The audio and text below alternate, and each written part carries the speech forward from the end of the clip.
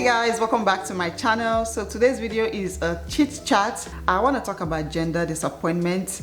I've had this topic in my heart for a very long time, and every time I thought about making a video, I just become so nervous and I'm like, no, I'm not doing it, because it is a very sensitive topic. This is one of those topics that is almost a taboo, to speak out loud and share how you feel about it. A lot of women experience gender disappointment, but they conceal it, because of obvious reasons.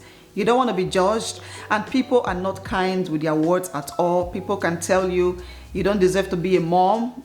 Some women are struggling to get pregnant and you have a child and you're like, no, I don't like this gender. People can easily call you ungrateful and selfish and all sort of names. A lot of times when I watch gender reviews on social media, you see the couple pop the balloon or just release the confetti and all the pink and blue come out, and they are so happy, they are hugging, they are screaming, they are excited, and you in the audience, you're watching it and you're like, wow, they are so happy to be having their 7th boy or 10th girl. But the truth is, a lot of times people are acting on camera.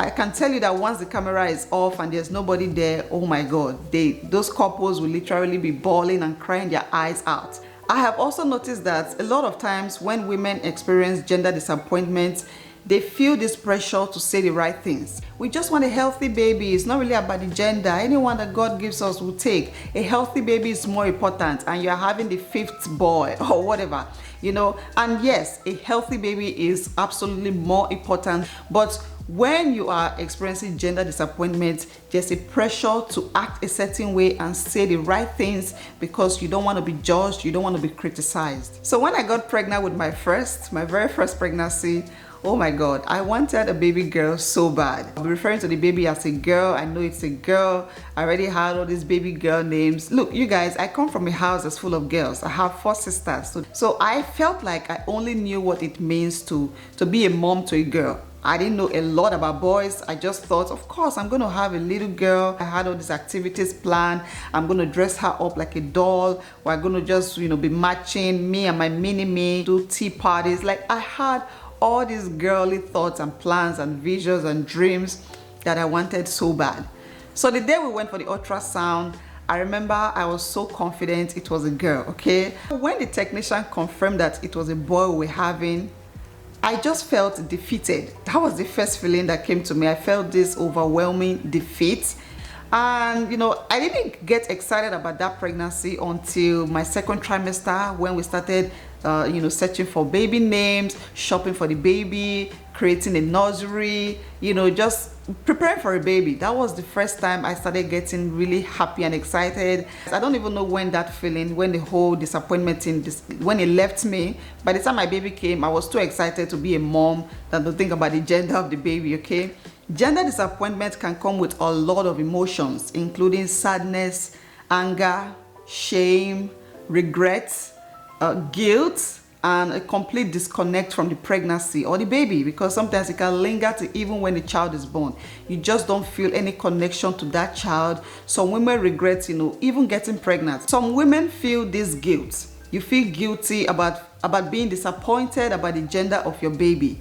You know in your heart that you're supposed to be happy and thankful and grateful to God, for a new baby, for the ability to be pregnant, but you are very, very disappointed about, the gender of the baby, and you feel guilty for that. Some women even question the ability to love that child. Like, will I even love this child? I can't feel any connection right now that this child is in my tummy. So will I be able to love this child after he's been born or she's been born? I read a story recently about a woman who had gender disappointment. She desired a particular gender so much. She wanted a baby girl. She already had 3 boys, so she wanted to do number 4 and just get that girl. And she did everything. Herself and her husband gave everything, and they imagined that it was a girl. They already had a girl name, baby girl name, created a baby nursery. It's funny because they refused to check the gender of the baby. They were just very sure that this time around it was going to be a girl.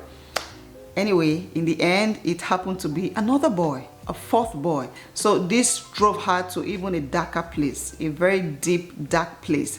And from researches, it has been shown that gender disappointment can lead to depression. It can lead to postpartum depression and, depression that can last for a very long time. So this is the reason why I feel like, it's a topic that women should feel free to talk about and not conceal, thereby leading to other mental health issues. Okay, so I wrote down some tips here which I think will be helpful to you if you are experiencing gender disappointment right now.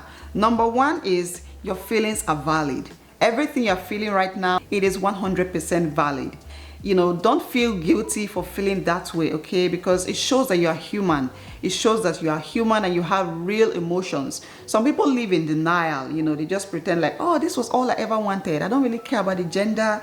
I just wanted a healthy baby. Okay, but then when there's nobody there, they start crying. The real emotions come out. So it is okay to feel this way. It is okay, to let all the emotions out. It shows that you are human and it shows that you are honest about your feelings. Number two, you are not the only one who is feeling disappointed right now.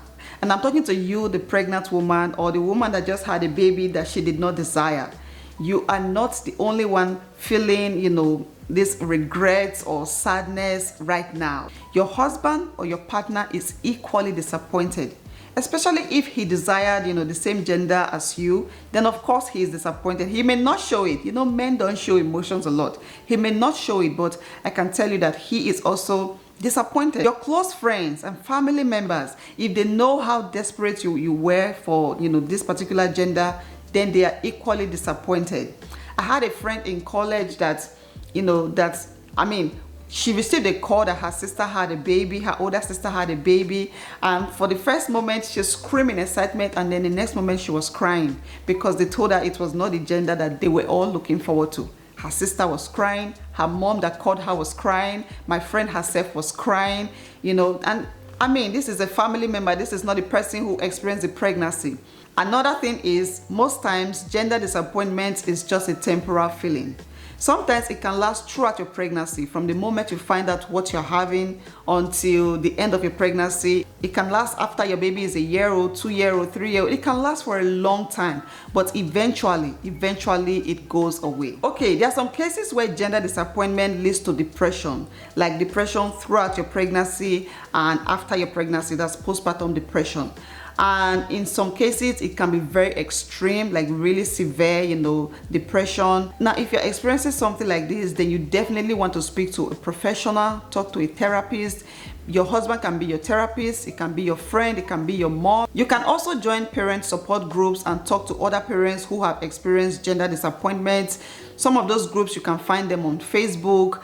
I also have this app on my phone where I see other moms, I meet other moms who have, different topics to talk about. App is a very good resource where you can meet with other parents and, talk about your feelings. There's nobody there to judge you because everybody there is experiencing the same thing. And the truth is, talking to other people, about what you're experiencing is a way to make you realize that you are not alone. It validates your feeling. It makes you realize that you are not the only person in this world who is angry or sad about the gender of her child. So yeah, you also want to be aware of the fact that expectations does not always match reality.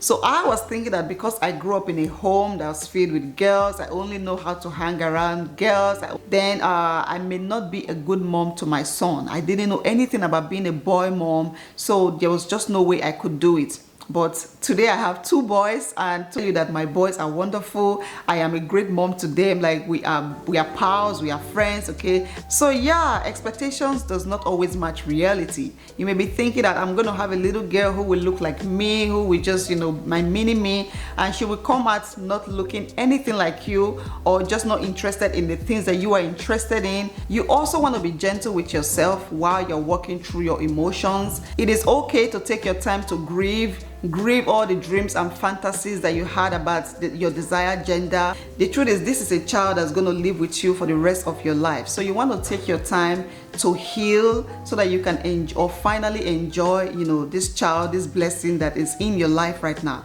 Okay, one of the very common things a lot of women do to get rid of that feeling of, sadness and gender disappointment in general is to get pregnant for another baby. They go ahead and they have another baby because they're like, I can't keep this heavy heart for a long time. I can't keep feeling this way for a long time.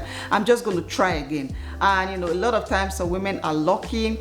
So my advice to you is, if you can afford it, if your partner is on board with you, then of course go ahead and have that baby. Babies are sweet, babies are fun, babies are a blessing, but just be prepared for anything. You don't want to build up all that confidence and, you know, try again for another baby and end up having the same gender, okay? And my last and final tip is to pray. Pray for healing for yourself and for your heart. The truth is, sometimes time does not heal all wounds. I know that having a baby is not a wound, it's not something that should bring hurt and pain to your heart, but you know, gender disappointment is a real thing, okay? And if you are depressed and you resent yourself, you resent your child for a long time, for 1, 2, 3 years, then I think you need desperate help. You need to talk to somebody, you need a therapist, you need to talk to God, you need to pray and ask God for healing. And it feels stupid to go back to God and pray to God when you already did all the praying before you even got pregnant. I don't know how God works, okay? God works in mysterious ways, but I know that God answers prayers, and I know that He can send healing to your heart if you genuinely ask for it, okay? So yeah, that is my last and final tip, and I hope this video has been able to help you. I hope you got 1 or 2 things out of it. If you did, then of course give this video a thumbs up. Share this video with someone who is currently experiencing gender disappointment. If you have ever experienced gender disappointment, then please drop a comment down below. Let us know how you dealt with it, how you came out of it, how you got your healing. I think a lot of people want to know, and they need help as well. And of course, subscribe to my channel if you haven't already. It will mean so much to me. All right, guys, thank you so much for always being here. I will see you all in my next one. Bye.